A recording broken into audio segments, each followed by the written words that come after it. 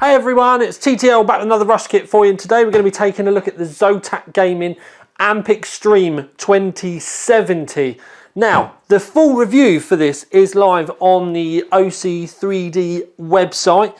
We're not doing a full-blown video on it, but you can go and have a look for all of the core speed results, including the average core speed results, all of the games testing, thermal testing, all of that. I'll put the link underneath so you can click through to the OC3D website.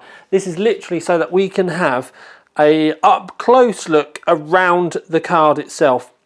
Now, first thing, you can see its normal height. Now, this might be perfect for someone with a limited height case or something like that, but because it's normal height and it does have 3 fans, the case, the card rather, is actually 310 millimeters long. So you do need to keep that in mind. So get your tape measure out, have a look in your rig. It does have a 6 and an 8 pin, but it's slightly more in board. Now, what I would say, if it was me personally, and I was trying to cable this up and I was putting my cables round the back of the case and out through grommets, as I normally would, I'd actually try and poke them down through here and then out. So the cables would come out of this and then go straight underneath the back plate down here and then out the back, and it will probably line up with your case grommets, and it will just make you being able to keep them tidy that bit easier. If you can't fit them through, you can, because I've tried, undo those 3 screws, pop it up, get the cables through, and you won't break any of the seals for RMA or anything like that. If you don't feel like that and you're not comfortable with that, you can use zip ties and clip them down the side really easily as well.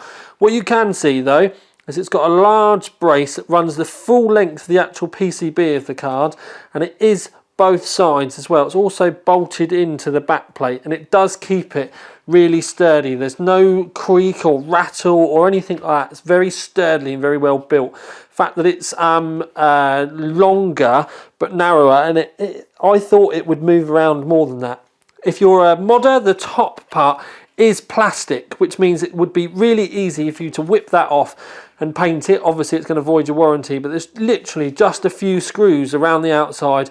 You could crack that off, bit of plastic primer, and then your chosen colour of choice if you wanted to do that.